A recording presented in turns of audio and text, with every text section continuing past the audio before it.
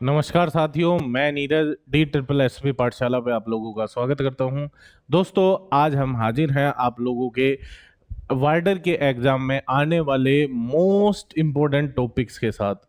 और in most important topic का जो हमने आधार रखा है वो वार्डर के 2019 में हुए एग्जाम को रखा है, जेएसए के एग्जाम को रखा है, और आप लोगों के फरवरी में हुए हुए एग्जाम, आप लोगों के जो असिस्टेंट ग्रेड थर्ड का एग्जाम था वो आधार रखा है, और लास्ट मंथ हुए आप लोगों के जेजे और एसपीए के एग्जाम को।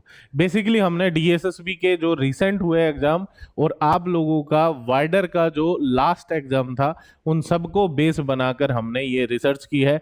और हमने जो पाया कि हाँ, किसी भी वार्डर के मेरे छोटे भाई को अगर एग्जाम देना है तो वो किन टॉपिक को जरूर करके जाए, मस्ट टू रीड टॉपिक्स क्या है। तो अब इन टॉपिक्स के साथ आप लोगों के मैंने क्वेश्चन भी मेंशन किए हैं कि लगभग कितने क्वेश्चन आए हैं।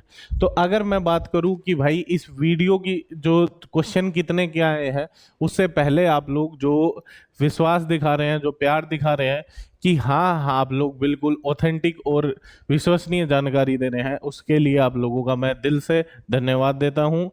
और आप लोगों को साथ के साथ मैं विश्वास भी दिलाता हूं कि हमारा ये प्लेटफॉर्म आप लोगों को सिर्फ जेन्युइन इंफॉर्मेशन शेयर करेगा और कम से कम टाइम में आप लोगों को मैक्सिमम चीजें देगा। तो अगर बात करें इस कि भाई आप लोगों को क्या क्या पढ़ के जाना चाहिए, क्या क्या टॉपिक जो है रिवाइज करके जाएं, तो अब दो तरीके के मेरे साथी होंगे जिन्होंने या तो क्या किया है, रीजनिंग का सिलेबस कंप्लीट कर रखा है और उन्हें कॉन्फिडेंस है कि हाँ रीजनिंग मैं कर लेता हूँ।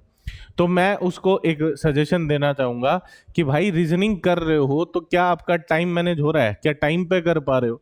क्योंकि डीएसएसबी में एक और प्रॉब्लम है कि एक बार स्क्रीन पे सिर्फ 20 क्वेश्चन ही आते हैं एक बार में, और जब तक उसे सबमिट नहीं करोगे आगे क्वेश्चन नहीं ओपन होंगे, और सबमिट करने के बाद दोबारा इन पे नहीं आया जा सकता।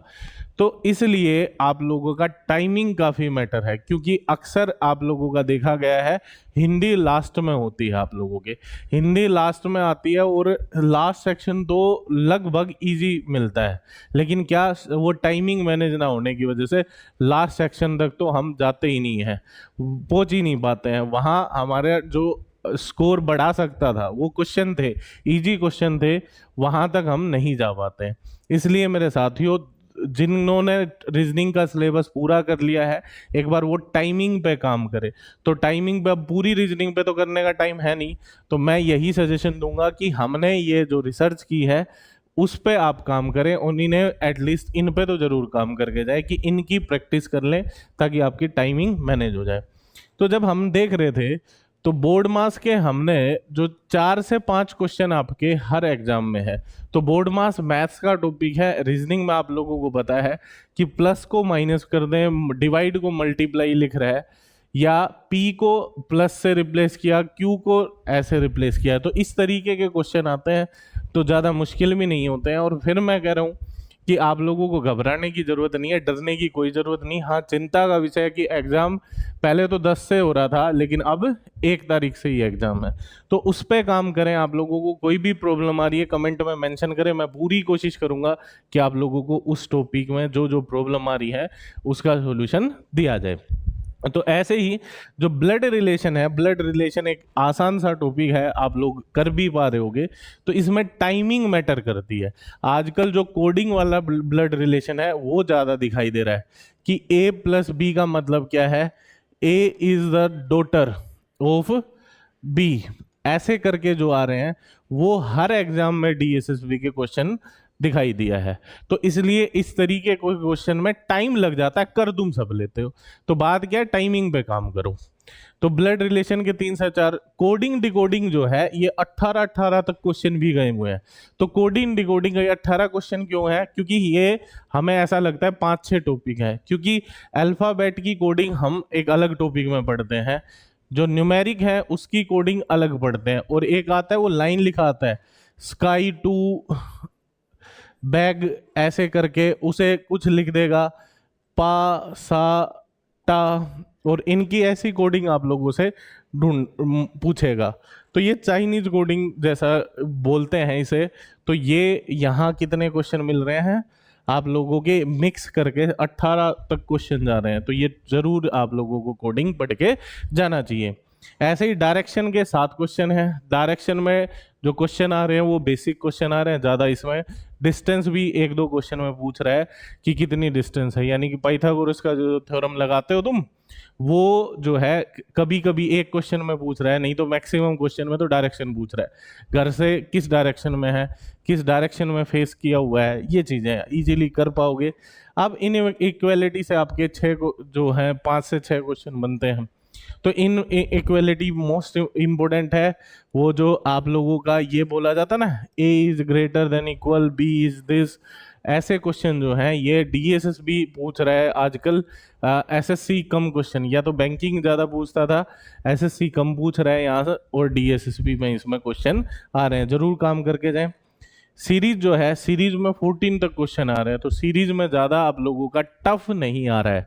या तो आप लोगों की मल्टीप्लाई, एडिशन, सब्ट्रैक्शन, स्क्वायर या क्यूब रूट, यही सीरीज आ रही है और इजीली आप कर पाओगे, ज़्यादा नहीं है। लेकिन मैं कहूँ ये प्रैक्टिस जरूर करो, अदरवाइज भाई प्रॉब्लम होगी।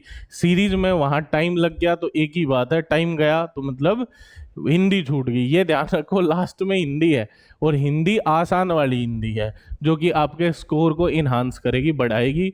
तो इसलिए स्टार्टिंग में जो रीजनिंग और मैथ्स में आप लोग टाइम मैनेज जरूर करेंगे। मैं पूरा पेपर कैसे आप लोगों को अटेम्प्ट करना है, अगर आप चाहते हो कि मैं उस पर एक वीडियो बनाऊं तो आप लोग कमेंट करके मुझे बताएं कि हाँ सर एक वीडियो ऐसे तैयार कर दो कि हमें पेपर कैसे अटेम्प्ट करना चाहिए। तो अब अगर बात करें कि भाई और टॉपिक्स क्या हैं, तो सिलोग्स पे हर पेपर में क्वेश्चन देखने को मिले। नॉन वर्बल इमेज में, जिसमें बेसिकली आप लोगों का मिरर और वाटर इमेज वाले क्वेश्चन थे, आप लोगों की कंप्लीशन ऑफ फिगर पे थे। एम्बेडेड यानी कि छुपी हुई आकृति किस में छुपी हुई है, ये थे। आप लोगों के सिटिंग अरेंजमेंट में जो सर्कल में बैठाया जाता है वो क्वेश्चन बहुत कम दिखाई दिए। ये रैंकिंग वाला बेसिकली दिखाई दिया कि क्लास में स्टार्टिंग से ये नंबर है, लास्ट से ये नंबर है। तो इन पे काम करें, ये जरूर करें। नो क्वेश्चन आ रहे हैं मेरे साथियों, आप समझ रहे हो। टोलर स्मॉलर वाले जो हैं वो देखने को मिले, सर्कल वाले बहुत कम है तो इनफैक्ट एक ही बार में पढ़ के आप बना दोगे, ज़्यादा उसमें डिफिकल्टी नहीं है। लेकिन फिर मेरा सजेशन है कि भाई उन्हें करो जरूर, प्रैक्टिस जरूर करना। ये 10 से 11 ही तो टॉपिक दिए मैंने आप लोगों को। ओड वन आउट में और स्टैटिक्स में आप लोगों को कोई प्रॉब्लम नहीं होगी किसी भी तरीके की।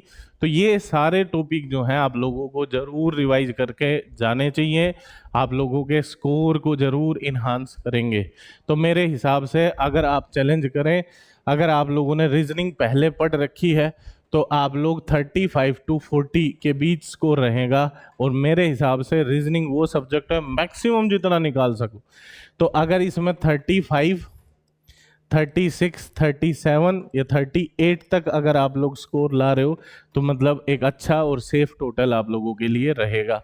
तो इन 10 से 11 टॉपिक में किसी को भी कोई प्रॉब्लम है, किसी दूसरे सब्जेक्ट में, इंग्लिश में, मैथ्स में, जीके में कोई प्रॉब्लम है तो मुझे बताएं, मैं ज़रूर कोशिश करूंगा कि ये तो ज़रूर पढ़ के जाए। तो आप लोगों का बहुत बहुत धन्यवाद पूरी वीडियो देखने के लिए। और भाई मैं यही चाहता हूं कि ये इन्फॉर्मेशन मैक्सिमम बच्चों तक पहुंचे। तो ये पहुंचेगी जब मेरे छोटे भाई बहन मेरा साथ देंगे। तो आप लोगों से यही मेरी रिक्वेस्ट है कि मैक्सिमम लोगों तक इसे पहुंचाएं ताकि सबका बेनिफिट हो सके।